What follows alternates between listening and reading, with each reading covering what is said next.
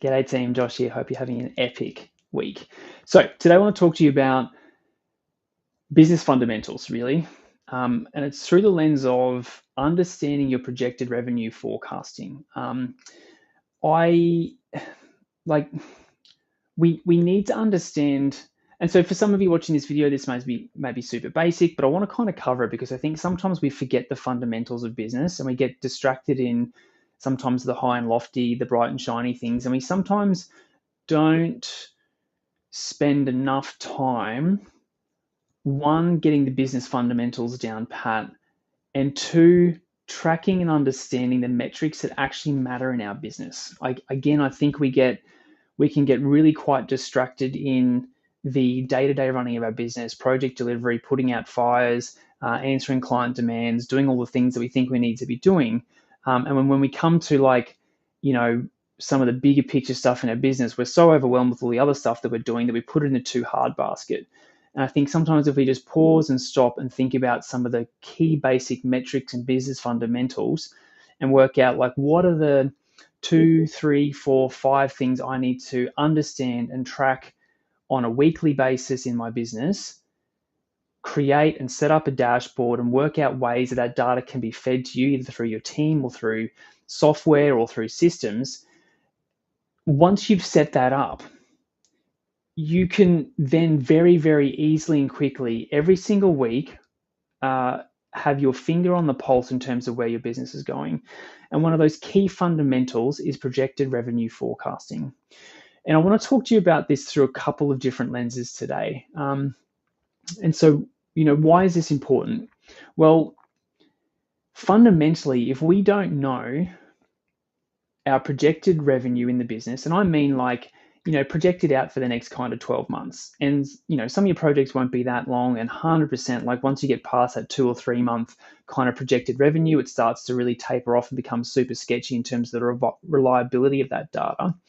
But we need to understand the projected revenue forecasting in our business because it allows us to make decisions. Even though you run a small to medium-sized business, the decisions that we make today most likely don't come to fruition for another 1, 2, 3 months' time. And if all of a sudden, because you're not clear on your revenue projected forecasting, all of a sudden you're like, oh wow, we have a massive hole in our revenue this month. How are we going to fill it? It's very unlikely, unless you can pull a bunch of magical strings and bring forward work from a client or do something else or jag a project that needs to start immediately. It's very, very unlikely that you'll be able to fill that hole.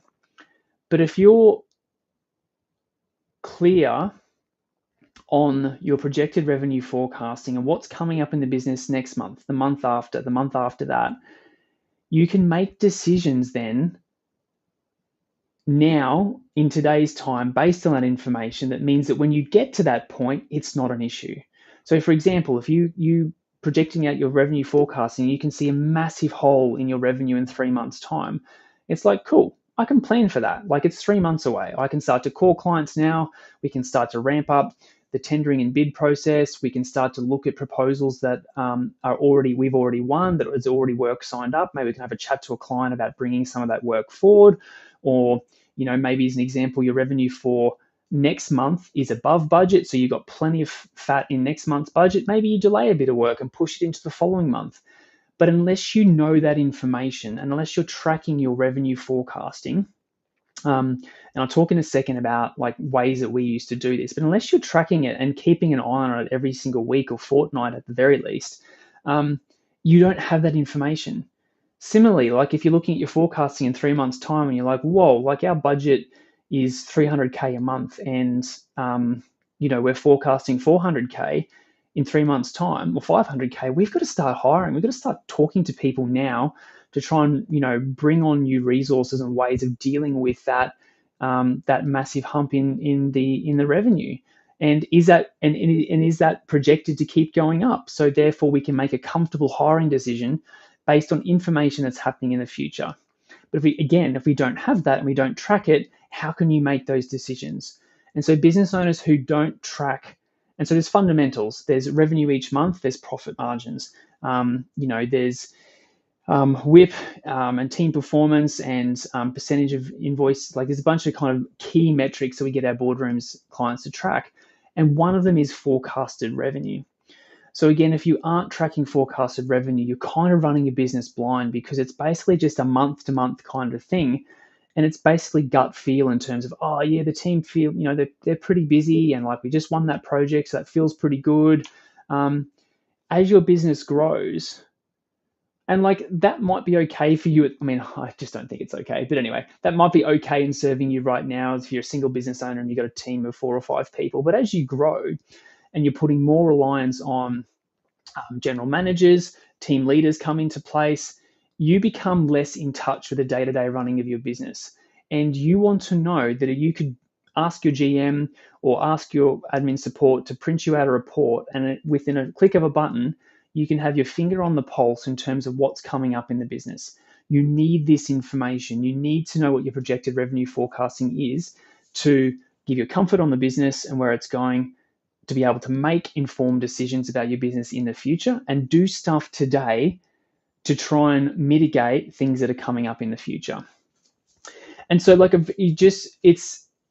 know this is basic, and so if you're already doing this, great. If you're not, you need to do this. Like there's heaps of kind of very basic software out there that links to your timesheeting system that allows you to. And so the 2 ways that I encourage my clients to do this is you get an agreed fee proposal. Fee proposal comes in, it's got all its sub-projects, and it's like, DA works, operational detail design, bit of construction supervision, or like maybe there's a report or 2 in there. You get all that fee proposal broken down, and then it is either your responsibility as a business owner, or if you've got team leaders or project managers running those projects, it's their responsibility to go, cool, I think that it's a 100K fee proposal. I think I'm going to spend 10 grand of that next month doing that task. I think I'm then over the next 2 or 3 months, I'm going to spend about 60 or 70 grand. So you spread out that 60 or 70 grand over the next 3 months after that. And then after that, we're into construction supervision. So then there's going to be a bit of a trickle of work. You can do that in 2 minutes. Forecast out your projected revenue for each project that you have on your books. And that gives you a very, very clear indication. And yes, like once it gets 3 months out, it gets a bit sketchy. And like you might get a call from your client and say, Josh, that project that we just signed you up for, we need it done ASAP. Can you condense that entire program? Yep, Mr. and Mrs. Client, 100% we can. Jump back into your forecasting tool, bring it all forward. Or Josh, we're going to delay the second phase of that project for 2 months because of these reasons. No worries, Mr. and Mrs. Client. Jump into your forecasting tool. And just amend it. It is the lifeblood of your business to understand where your revenue is coming from and how your revenue forecasting is looking like. So that's signed up work. You can then take it a step further into doing like a weighted fee proposal. So for example, if you've just issued a fee proposal to a client for 100K, and you're like, I think there's kind of a 50-50 chance of us getting that project. You can also add that in there too in terms of your anticipated revenue from fee proposals. And you can just break that reporting up. So you can do reporting based on guaranteed work that's signed up. We have a signed contract for that work. We can run our forecasting and get a pretty comfortable view on the revenue over the next 3, 6, 12 months. Then if you wanted to, you can add in the proposals as well. And so if there's a 50% chance or 20% chance of you winning that project, add that stuff in too based on when you think that project will start. And again, with those 2 metrics and checking that on a regular basis, you are pretty solid in terms of understanding the likely performance of your business into the future. So if you're not doing this, find some software, bring it into your business, and 100% start to project and track your projected future revenue income into your business. Because if you're not, like I said to you before, you are flying blind. So Tim, I'll leave it at that. If you're not doing it, need to start tomorrow. Cool. All right, that's it from me. Look, if you want to keep building your business on your own, we have a ton of free resources like the website, the podcast, the YouTube channel, all those sorts of things to help you keep doing your journey on your own. But if you want to get, some help, if you want to build your business faster, if you want to shortcut the process, if you want to stop heading up dead ends and hitting up against roadblocks and all that sort of stuff, love to invite you to come and join our boardroom coaching program. So business owners purely of engineering consultancies to help you grow and scale your business. If that's you, if you're curious about what boardroom might look like, reach out, shoot me a message. Let's have a chat about how boardroom could help you build your business faster. Have an awesome day.